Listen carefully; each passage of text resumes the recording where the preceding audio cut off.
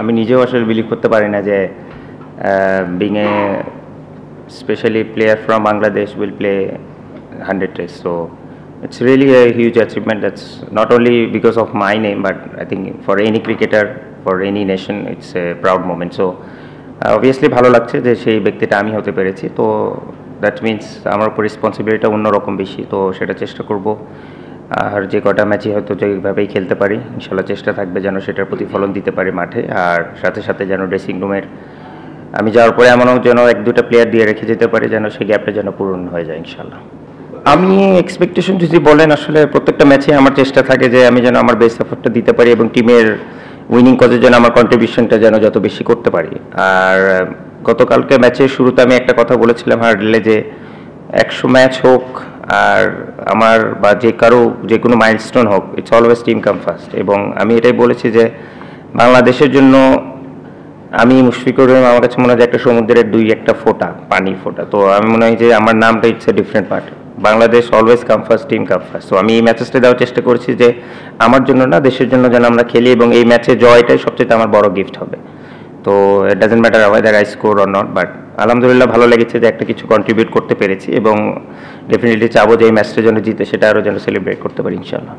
আমার মনে হয় সবচেয়ে বড় স্যাক্রিফাইস যে আমার সাপোর্টটা আমার স্ত্রী দিয়েছে, my wife to be honest. কারণ আপনারাও জানেন যে হয়তোবা দেখে যে আমি হয়তোবা একটু অন্যদের তুলনায় বেশি প্র্যাকটিস করি, বাট এটা পসিবল কখনোই হতো না যদি আমার ঘরে এরকম একটা এনভায়রনমেন্ট না থাকতো। এবং আপনারা কজন জানে না, আমরা জয়েন্ট ফ্যামিলি থেকে বিলং করি, তো দেখা যায় যে আমার ওয়াইফের ওপর যে এক্সপেকটেশনটা আছে এবং সবাইকে ওইভাবে ম্যানেজ করা, কিছু হলেই ওকে ফোন দিয়ে এটা প্রবলেম বা এটা বা আমার যত টাকা ইমার্জেন্সি আমার দিক থেকে না আসা পর্যন্ত ও যদি সব কিছু করতে পারে সেগুলো ম্যানেজ করা, তো ইটস এ হিউজ থিং। তো এটা আমি বলবো যে আমার এটা অনেক বড় স্যাক্রিফাইস, যদিও ওই সময়গুলো হয়তো বা আমি আর ফিরে পাবো না, কারণ আমার 2টা বাচ্চা আছে সেই সময়গুলো।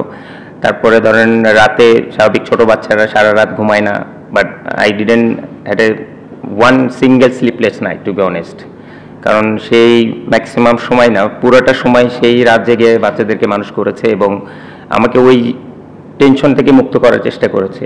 So which is I am really for ever তার কাছে গ্রেটফুল। হয়তো বা কখনো এরকম করে তার সামনেও বলা হয় না, তো এটারও একটা কমপ্লেন আছে, বাট টু বি অনেস্ট সে দেখতে বলবো I was really lucky on that part. কারণ এটা একটা হিউজ পার্ট, যদিও অলমোস্ট আমার 11 বছরের মতো হয়েছে সংসার লাইফ, বাট আমি মনে করি যে আমার ক্রিকেটের ইম্প্যাক্ট যদি আপনারা 2014 পর থেকে দেখেন, it's a huge part in my life. So on that regards I really thanks হার।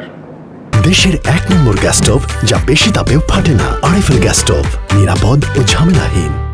দাদা দাদি আর নানা নানিকে, কারণ তারা আসলে আমার সবচেয়ে বড় ফ্যান ছিল তারা যখন বেঁচে ছিলেন, এবং তারা যখন মারাও যায় তার আগে যখন একটু অসুস্থও ছিলেন, আমার এখনো মনে আছে। তো আমার দাদা দাদি বলেন বা নানা নানি সবাই বলেছিলেন যে ভাই তোমার খেলা দেখার জন্য হলো আমি আরও কয়েকটা দিন বেঁচে থাকতে চাই। তো হুইচ ইজ মানে সামথিং মানে খুব কম নাতি বা নাতনিদের কপালে ভাগ্যে জোটে এরকম। তো সেটা বলবো যে তাদের ব্লেসিংসেই আমি আজকে এত দূর টু বি অনেস্ট। আরও অনেক মানুষ আছে, বাট তো স্পেশাল আমি ডেডিকেটেড করতে চাই তাদের 4 জনকে।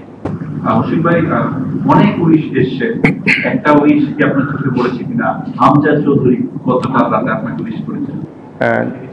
জি আমি গতকালকে হ্যাঁ রাতে মানে আজকে সকালে শুনেছি, পরে আমি আমার ম্যানেজারের মোবাইল থেকে দেখেছি। তো really I was really surprised and happy to see that, and hopefully যদি সামনাসামনি দেখা হয় কখনো ইনশাল্লাহ definitely I will say him thanks.